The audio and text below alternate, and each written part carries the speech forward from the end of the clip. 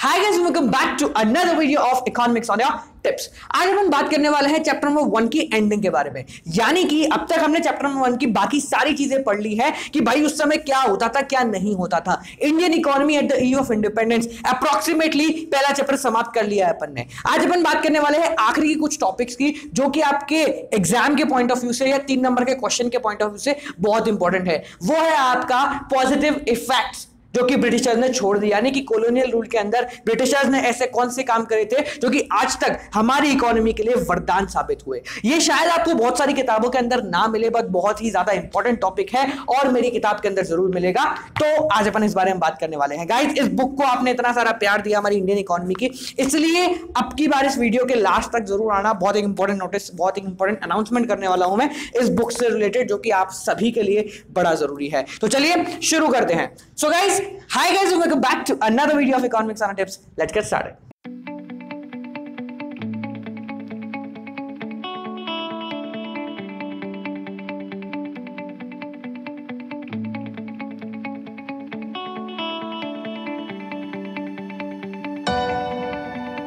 तो सबसे पहला टॉपिक जो आज अपन पढ़ने वाले हैं वो है इंफ्रास्ट्रक्चर। यानी कि at the eve of independence हमारा इंफ्रास्ट्रक्चर क्या था।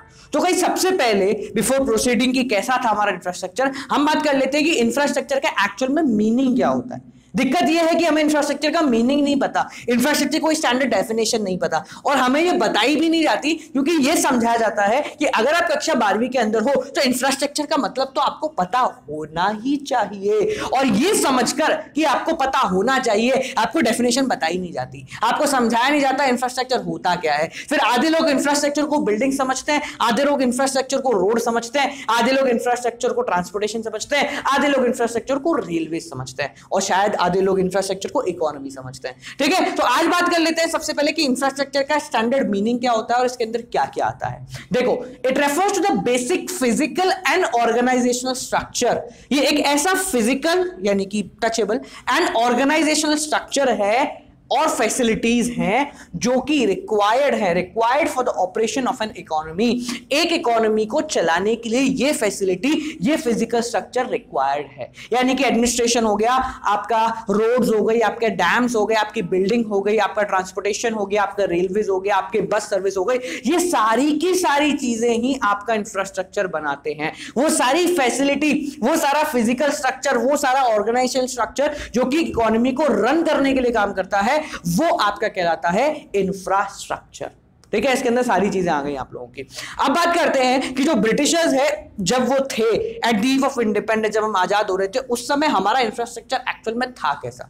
अब एक चीज समझना, अगर मैं कहीं राज कर रहा हूं, यानी कि अगर मेरी कोई कॉलोनी बनी हुई है, अपन ने स्टार्टिंग की पहली वीडियो में बात की थी, तो अगर मेरी कोई कॉलोनी बनी हुई है तो ब्रिटिशर्स का यह मानना था कि उस कॉलोनी को यानी इंडिया को कभी भी डेवलप होने मत दो, क्योंकि अगर मेरा गुलाम पढ़ा लिखा निकल जाएगा तो वो मेरा धंधा खोल लेगा, यानी मुझसे आजाद हो जाएगा। हम करते हैं ना दुकान के अंदर कि अगर मेरा कोई सर्वेंट है, मेरा कोई कर्मचारी है, तो मैं उसको इतना ना सिखाऊं कि वो कल मेरा कॉम्पिटिटर बन जाए। उसी तरीके से ब्रिटिशर्स का यह मानना था कि उनकी जो कॉलोनी है यानी कि इंडिया, उसके इंफ्रास्ट्रक्चर को सिर्फ उतना ही डेवलप किया जाए जितना कि ब्रिटिशर्स को रिक्वायर्ड है। ठीक है, तो बात कर लेते हैं कि ब्रिटिशर्स ने खुद के फायदे के लिए हमारे इंफ्रास्ट्रक्चर को कितना डेवलप करा।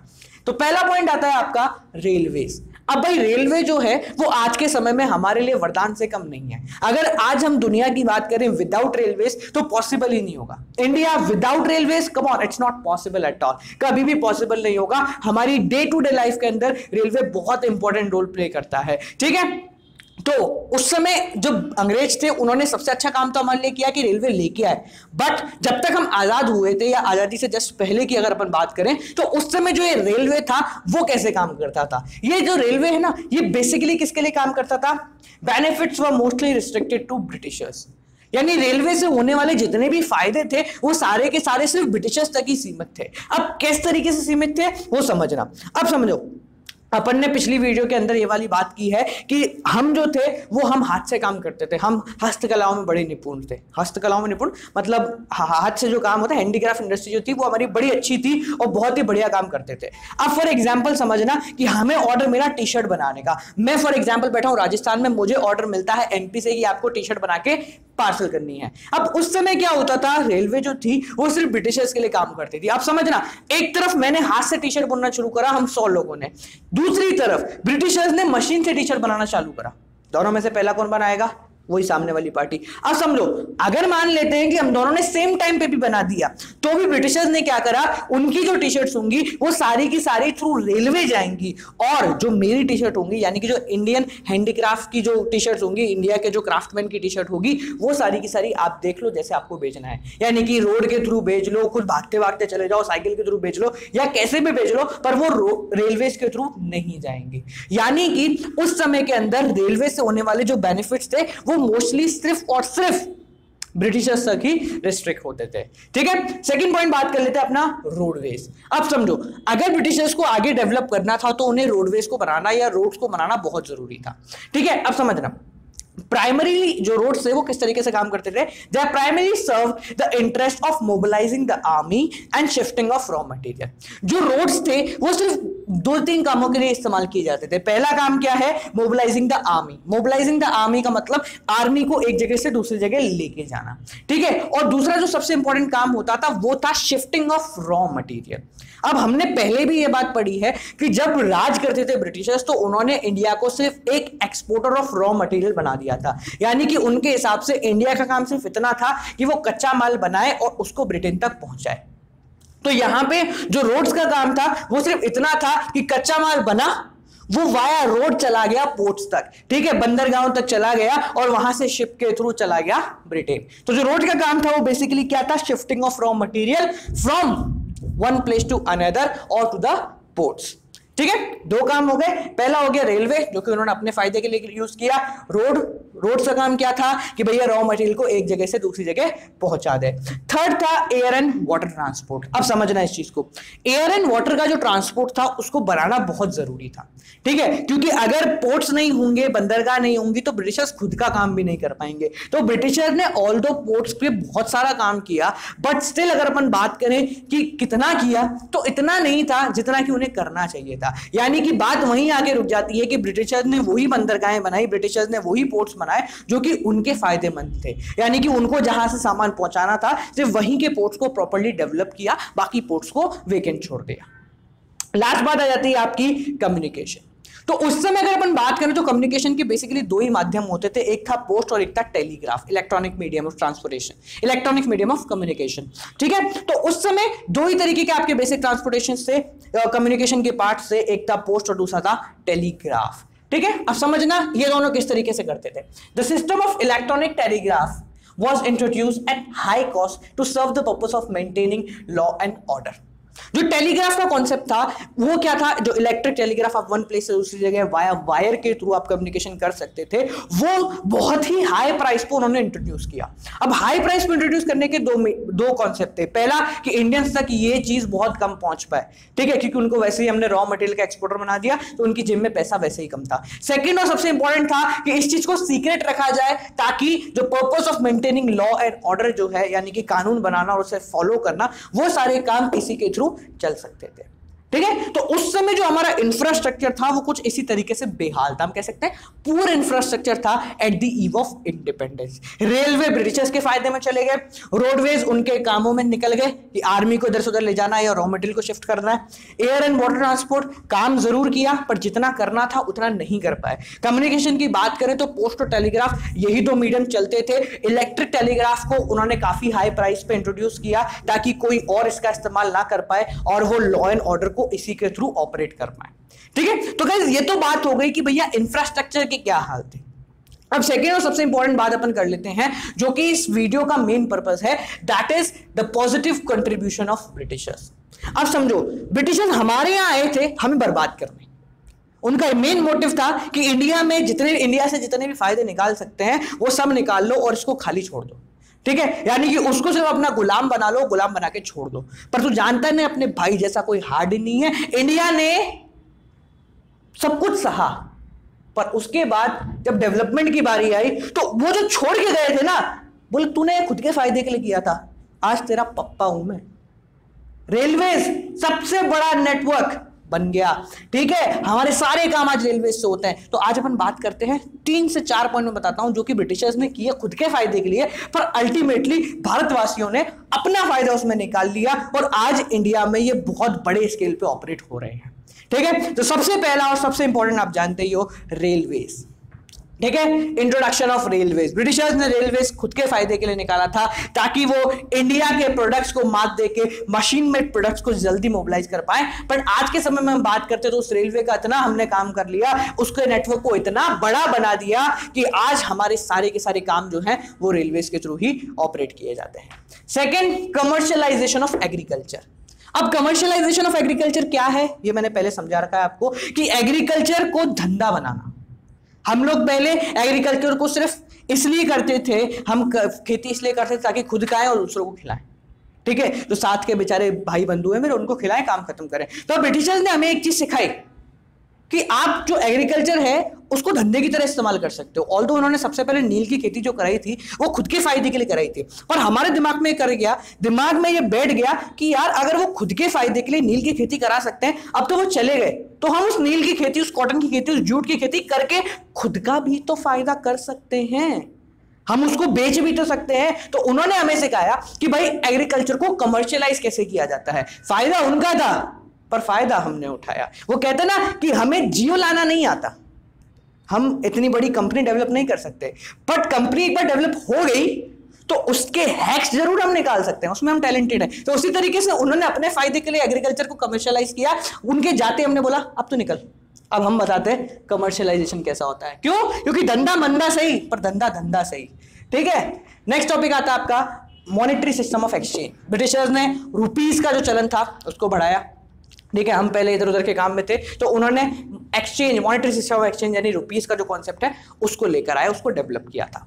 Last, effective system of administration. कौन सा? Effective system of administration.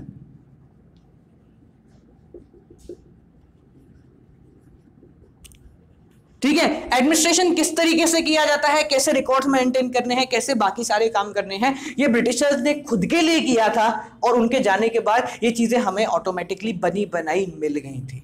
ठीक है, तो गाइज ये 3-4 चीजें हैं आपकी जो कि ब्रिटिशर्स के जाने के बाद इंडिया वालों ने बहुत सारा फायदा उठाया और आज इस चीज को इतने बड़े स्केल पे कर रहे हैं कि सब सोच रहे हैं कि ऐसे कैसे हो गया।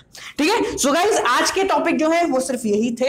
ये चैप्टर आपका चैप्टर नंबर 1 जो है, जो कि क्लास 12 के लिए पढ़ रहे हैं, chapter number 1 Indian economy at the eve of independence समाप्त हो चुका है आपका। ठीक है, एट लास्ट गाइस आपको कुछ इन्फॉर्मेशन देनी है जो कि मैंने वीडियो की स्टार्टिंग में बताई थी, बड़े ध्यान से सुनना, बड़े इंपॉर्टेंट इंफॉर्मेशन है। सबसे पहली इंपॉर्टेंट इंफॉर्मेशन जो कि कॉमन है, आप हर वीडियो के एंड में देखते हैं, वो है गाइस ये मेरी 2 बुक। ठीक है, that is macro economics and that is Indian economic development for session 2019 and 20। मेरे 2 छोटे पैकेट बड़ा धमाका। ठीक है, इतने से पैकेट के अंदर पूरी की पूरी आपकी 12th कंप्लीट हो जाएगी along with sample paper and CBSE का नया खेल एमसीक्यू, पूरा एमसीक्यू 101 क्वेश्चन का एमसीक्यू मेनिया इसके अंदर अवेलेबल है। ठीक है, नेक्स्ट इंपॉर्टेंट चीज गाइस जो कि मैंने इस बुक से रिलेटेड बताई थी, गाइस जब ये बुक लॉन्च हुई हमारी इंडियन इकोनॉमिक डेवलपमेंट, इस बुक को आप लोगों ने अथाह प्रेम दिया। कितना अथाह प्रेम दिया, यानी कि हमने सोचा नहीं था इतना बेहतरीन रिस्पांस इस बुक को मिला। मैं मैक्रो इकोनॉमिक्स को भी अच्छा मिला, बट ये क्योंकि मैक्रो इकोनॉमिक्स में पिछले 3 साल से हमारी बुक चल रही है तो उसको तो अच्छा मिलना ही है, बट द फर्स्ट टाइम जब हमने इंडियन इकोनॉमिक डेवलपमेंट लॉन्च करी है इसको बहुत ज्यादा प्रेम मिला। ठीक है, तो गाइस सबसे पहले thank you so much for that, आपने इसको complete 5 star rating on Amazon provide की है, यानी कि अब तक जितनी भी रेटिंग्स मिली हैं उन्हें कंप्लीट 5 स्टार, पूरी 5 स्टार रेटिंग मिली, 100% कस्टमर सेटिस्फैक्शन मिला है। मुझे पता है वीडियो देखने के बाद 1-2 प्राणी ऐसे होंगे जो जरूर के जरूर जाके बोले अभी पहले इसको थोड़ा सा डाउन करे, पर चलता है यार, आप लोगों का सेटिस्फैक्शन मेन है जो मुझे मिल गया है। ठीक है, नेक्स्ट इंपॉर्टेंट चीज गाइस, ध्यान से सुनना मेरी बात को। पिछले कुछ दिनों में मुझे कई सारे टीचर्स के और आप लोगों के बहुत सारे मैसेजेस आए हैं, उनके ऊपर एक इंपॉर्टेंट अनाउंसमेंट कर रहा हूं, ध्यान से पहले सुन लेना मेरी बात को। ठीक है, पिछले कुछ दिनों के अंदर आप लोगों के कई सारे मैसेजेस आए कि सर हमने जो है ये बुक अपने टीचर्स को दिखाई, उन्हें बहुत ज्यादा पसंद आई। ठीक है, मोर ओवर कई सारे टीचर्स के मेरे पास मैसेज आए कि सर इंडियन इकोनॉमी की बुक लिटरली बहुत ज्यादा अच्छी है। ठीक है, and the way of explanation is extremely good. So guys अगर पूरी बात सुन लेना ध्यान से, बड़ा इंपॉर्टेंट है, रिवाइंड करके सुन लेना।